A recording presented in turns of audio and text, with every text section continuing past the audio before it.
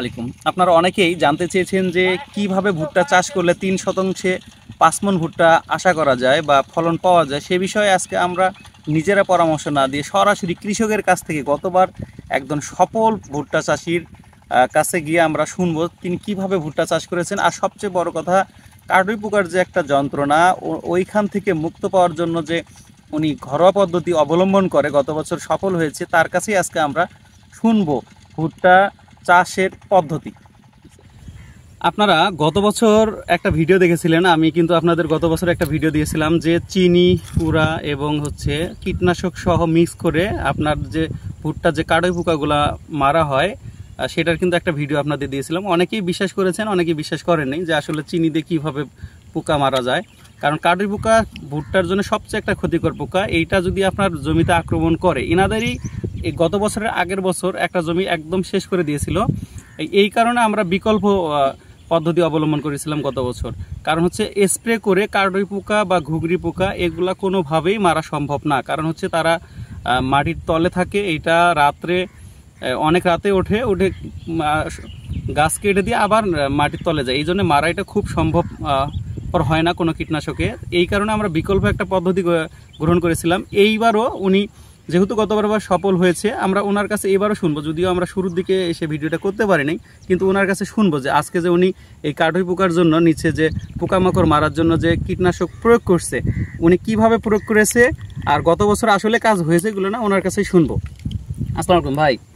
গত বছর আমরা একটা পদ্ধতি, ঘরোয়া পদ্ধতি অবলম্বন করে ট্রাই করেছিলাম যে ভুট্টার যে কাটুই পোকা বা নিচের পোকাগুলো মারার যে একটা সিস্টেম, সেটা আপনাকে দিয়েই উদ্বোধন করেছিলাম। তো আলহামদুলিল্লাহ অনেক মানুষই দেখেছে, প্রায় ভিডিওটা প্রায় 12-13 হাজার মানুষ দেখেছে। এই কারণে আপনাকে দিয়ে আবারও, যেহেতু কালকে আপনি সেম সিস্টেমে এই জমিতে চাষ করতেছেন, তো আপনি কিভাবে এটা করেন একটু যদি বলতেন তাহলে আমাদের জন্য সুবিধা হবে। এটা ইউরিয়া সারের সাথে কটা কুড়া, হাফ কেজি চিনি মিক্সার করে বিষ দিয়ে মিক্সার করে ছিটিয়ে দিছি আমার জমিতে। মানে প্রথম আপনি চিনি নিছেন, চিনি নেওয়ার পর ওইটা কি পানি দিয়ে গলাইছেন নাকি বিষ সহ ঢেলে দিয়ে এমনিতেই চিনিটা একটু গলাইছেন? গলানোর পরে ওইটা আবার কিছু সারের সাথে ওইখানে কি কুড়া মিক্স করছিলেন কিনা?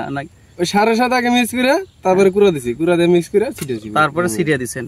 আচ্ছা, আপনারা বুঝতে পারলেন। সেটা যে আপাতত যখন আপনি চিনি বা নালি গুঁড়ো নেবেন, সেটা হলেই হবে। মিষ্টি জাতীয় যে দ্রব্যগুলা সেগুলো নেওয়ার পরে সেই বিষ সহ আপনি কীটনাশক 48 ইঞ্চি অথবা 20 ইঞ্চি যে কীটনাশকগুলো আছে সেগুলোর সাথে মিক্স করে আপনার 15% জন্য 100 ml এইটা মিক্স করে যদি আপনার ছিটিয়ে দেন, তলে দেন আর উপরে দেন, তাহলে যে মিষ্টির যে একটা ঘ্রাণ আছে সেটার কারণে কিন্তু পিঁপড়াও জমিতে থাকে, সেই পিঁপড়াটাও এসে খাবে। আবার পোকামাকড়গুলো যে খাবারের জন্য সন্ধান করে বেড়ায়, সেই খাবারগুলো কিন্তু তাদের তৈরি করে দেওয়া হচ্ছে। যখন ওই যে কুড়ার মধ্যে বিষ মিক্স থাকবে, ওই পোকাগুলো এসে ওই কুড়াটা আগে খাবে, বা ওই সারের সাথে মিক্স হওয়ার পরেও কিন্তু সারটা যদি তাদের গায়েও লাগে সেখানেও মরবে, আবার ওরা ইচ্ছাকৃতভাবে কুড়াটাও খাবে। তাহলে দুইভাবে কিন্তু আপনাদের যে নিচের যে পোকাগুলো সেগুলো মরতেছে। এই কারণে আপনার স্প্রের চেয়ে আপনার এই পদ্ধতিটা অনেক ভালো কাজ করে। আচ্ছা, আপনি যে ভুট্টা চাষ করতেছেন, আমি যতটুকু জানি গতবার আপনাদের এই অঞ্চলে সর্বোচ্চ আপনার বেশি ফলন হয়েছে। এইটা আপনার কতটুকু করে সারি থেকে সারের দূরত্ব দেন? এইটা গেলবার দিয়েছিলাম 23 ইঞ্চি। ভালো বেশি হয়েছে তো, নতুন মাটি পড়ছে, এবার 22 ইঞ্চি দিচ্ছি। মানে সারি থেকে সারির দূরত্ব দিচ্ছেন 23 ইঞ্চি, আর গাছ থেকে গাছের দূরত্ব কতটুকু দিচ্ছেন? 9 ইঞ্চি। 9 ইঞ্চি। তাতে গতবার আপনাদের ফলন কেমন হয়েছিল 3 শতাংশে? গতবার 5 মণ করে নামছিল। মানে কাঠায় 5, মানে 3 শতাংশে 5 মণ। তার মানে একরে প্রায় 150 মণ প্লাস হয় আমাদের অঞ্চলে। আপনারা নিজেরাই কৃষকের কাছে শুনতে পেলেন যে আসলে। আর জাত কি জাত ছিল আপনাদের? সম্রাট জাত ছিল। মানে ভুট্টা সম্রাট। আচ্ছা, সম্রাট আপনার দেখা যাচ্ছে 3 শতাংশে 5 মণ। তাহলে আমরা অনায়াসেই কৃষককে বলতে পারবো আপনারা সম্রাট গাঁথতে পারেন। তো ধন্যবাদ আপনাকে কষ্ট দেওয়ার জন্য, আপনার কাজ ক্ষতি করে রাখার জন্য।